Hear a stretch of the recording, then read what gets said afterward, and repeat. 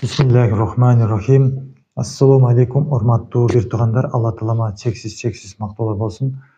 Жана сүйүктүү пайгамбарыбызга саллаллаху саламдар болсун. Бүгүн бизде таалим. Ушул сыяктуу таалимдер күн сайын ар бир үйдө, ар бир жерде, ар бир мечиттерде, ар бир намазканаларда болуп туруушун биз абдан каалайбыз да.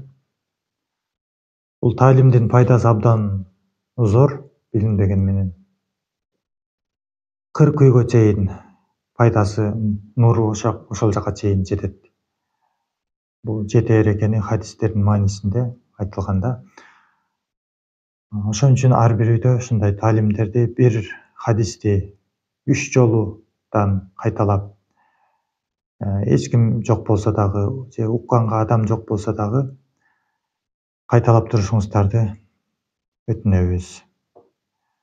Бул таалим жүрөгүбүздү тынчтыкка бөлөйт, жан дүйнөбүздү, жүрөгүбүздү нурландырат, ыйманыбызды көтөрөт. Бул жан дүйнөнүн азыгы. Бул таалим, бул өзү зикир болуп эсептелет да. Бул периштелердин жыйналуусу болот. Ошондой жерлерге периштелер топтолот албетте. Ниетти коюп коюш керек Алла үчүн, Алланын ыраазылыгы үчүн.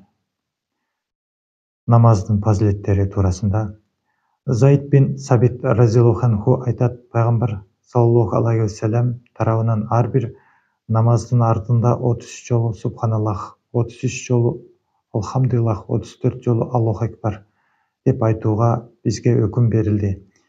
Бир ансари сахабанын түшүндө 33 жолу субханаллах, 33 жолу алхамдулиллах, 34 жолу Аллаху акбар деп айтууну пайгамбар саллаллаху алейхи вассалам өкүм бердиби деп сурашканда, ал ооба деп жооп берген.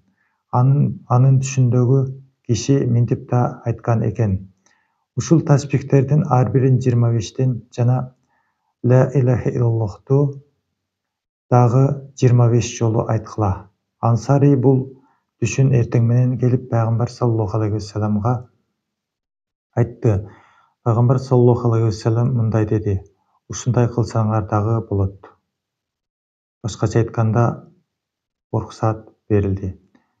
Урматтуу бир туугандар, биз жанагы ар бир 5 маал намаздан кийин сөзсүз түрдө 33 жолудан субханаллахты, 30 жолу алхамдулиллах, 34 жолу Аллаху акбарды айтууну эч качан таштабайлы да. Ушунун башкачасын кылсак да болот экен да, 25тен айтып ар бирин. Жана 25 жолу Аллаху акбар деп айтсак дагы болот экен.